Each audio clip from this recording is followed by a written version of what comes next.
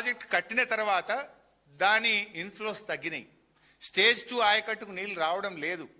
అందుకోసం 4 లక్షల ఎకరాల ఎస్ఆర్ఎస్పి ఆయకట్టుకు సమ్మక్క సాగర్ నుంచి వాడుకుంటాము.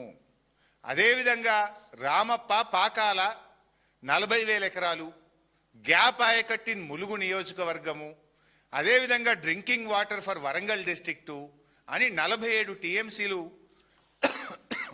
ప్రతిపాదిస్తూ ఆనాడు బీఆర్ఎస్ పంపింది. దానికి కేంద్ర హైడ్రాలజీ విభాగము 2022లో అనుమతి కూడా ఇచ్చింది. మేము అనుమతులు తెచ్చినాం. ఈ కాపీ మీ అందరికి కూడా ఇస్తాను, ఏ రోజు అనుమతి వచ్చిందో. ఇప్పుడు ఆ అనుమతి రద్దు చేయండి, అనుమతులు ఇక మిగతా అనుమతులు ఆపండి, ప్రాజెక్టు ఆపండి అని ఆంధ్రప్రదేశ్ ప్రతిపాదిస్తుంది. జిఆర్ఎంబి ఎజెండాలో పెడుతుంది. చంద్రబాబు ఎజెండా, రేవంత్ రెడ్డి మౌనం. ఎందుకు తెలంగాణ మౌనంగా ఉంటున్నది? ఎట్లా వస్తుంది ఎజెండాలకు? అంటే ఇప్పుడు సమ్మక్క సాగర్కు ఉరివేసే కుట్ర జరుగుతున్నది. ఇన్ఫ్యాక్ట్ మీడియాలో కూడా వార్తలు వస్తున్నాయి.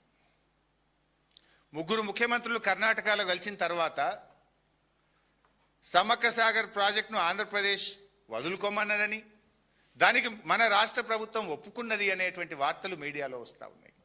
దీనికి రేవంత్ రెడ్డి సమాధానం చెప్పాలి. మీ 3 ముఖ్యమంత్రుల మీటింగ్లో సమ్మక్క సాగర్కు 47 టీఎంసీల నీటి వాటాను, మన రాష్ట్ర వాటాను వదులుకోవడానికి మీరు ఒప్పుకున్నారా? ఎందుకంటే ఆల్రెడీ మీరు కర్ణాటక మీటింగ్ జరిగిన తర్వాత, తుంగభద్ర గేట్ల ఓపెనింగ్ ప్రోగ్రాం తర్వాత అనేక వార్తలు మీడియాలో వచ్చినాయి. 47 టీఎంసీలు వదులుకుంటున్నారు అని వార్తలు వచ్చినాయి. ప్రభుత్వం స్పందన లేదు. ఇప్పుడు ఎజెండాలకు వచ్చేసింది, జిఆర్ఎంపీ ఎజెండాలకు వచ్చేసింది. ఎస్, ఈ 47 ఇచ్చేదే లేదు అంటున్నారు ఆంధ్రప్రదేశ్. దీని మీద మీ స్టాండ్ ఏంది? ఈ 47 వదులుకున్నారా, వదులుకోలేదా? What is the stand of Telangana? ఎట్లా వదులుకుంటారు మీరు? ఈ 47కు ఆల్రెడీ మేము హైడ్రాలజీ క్లియరెన్స్ తెచ్చి ఉన్నాము. ఎస్ఆర్ఎస్పి స్టేజ్ 2 అంటే ఇరిగేషన్ శాఖ మంత్రి ఉత్తమ్ కుమార్ రెడ్డి నియోజకవర్గానికి కూడా ఈ నీళ్లు పోతాయి, సమ్మక్క సాగర్ నీళ్లు. హుజూర్ నగర్, కోదాడ, సూర్యాపేట, తుంగతుర్తి ఆ నియోజకవర్గాలకు కూడా నీళ్లు వెళ్తాయి. నీళ్ల మంత్రి నియోజకవర్గానికే కిందికి నీళ్లు వస్తుంటే మరి పట్టి ఉంటుందా, పట్టి లేదా మీకు?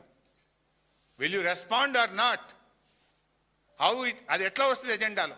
బీఆర్ఎస్ అనుమతి తెచ్చినాక అది ఇప్పుడు అనుమతులు ఇవ్వద్దని రద్దు చేయాలని ఎజెండాలోకి వస్తే నీళ్ల మంత్రి ఏం చేస్తుండు? మరి ముఖ్యమంత్రి నువ్వు లోపల ఏమైనా ఒప్పుకున్నావా, ఒప్పుకోలేదా? ఎక్కడి నుంచి ఇది ఎజెండాలు వచ్చింది? ఈ లీకులేంది? ఈ వార్తల మీద ప్రభుత్వం క్లారిటీ ఇవ్వాలి. సమ్మక్క సాగర్ అనుమతులు సాధించాలి.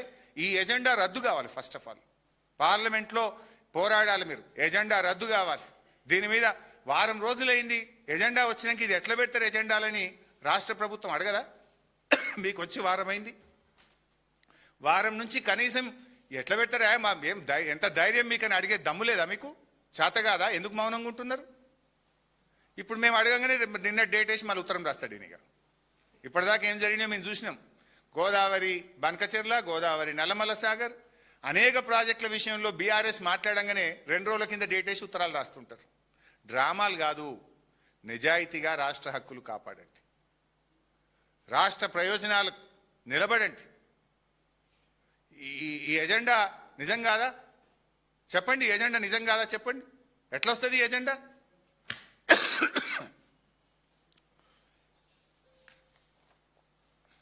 ఇవాళ ఏమైపోయింది?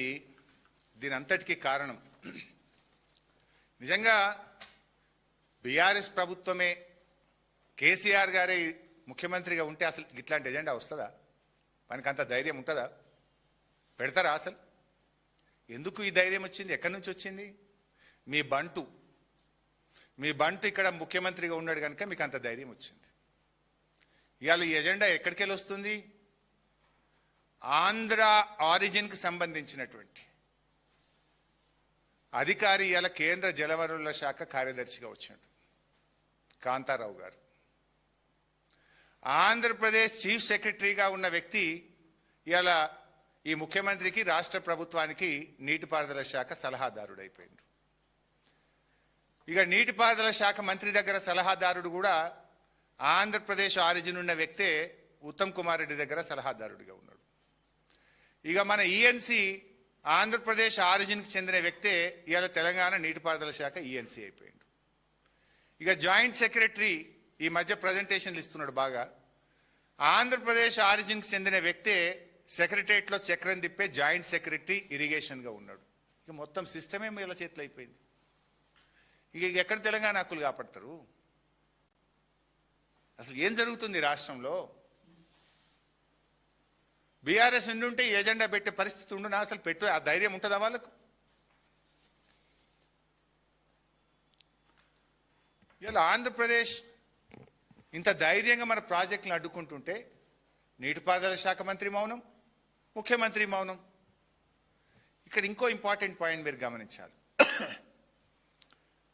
ఆంధ్రప్రదేశ్ పంపింది ఎజెండాలో పెట్టినాము అని జీఆర్ఎంబి రాసింది. మరి నువ్వెందుకు పంపలే ఎజెండా? ఫస్ట్ ఆఫ్ ఆల్ ఇవి పెట్టకూడదు, ఎందుకంటే already cleared by government of India. Number 2, Godavari Banakacherla మీద నువ్వు ఎట్లా కడతావు, దాన్ని ఆపాలి, దాన్ని గోదావరి బనకచెర్ల ప్రాసెస్ సిడబ్ల్యూసి చెయ్యొద్దు అని తెలంగాణ కూడా రాయొద్దా? రాస్తే మరి జీఆర్ఎంబి ఎజెండాలో రావద్దా? ఎందుకు గోదావరి బనకచెర్ల మీద నల్లమల్ల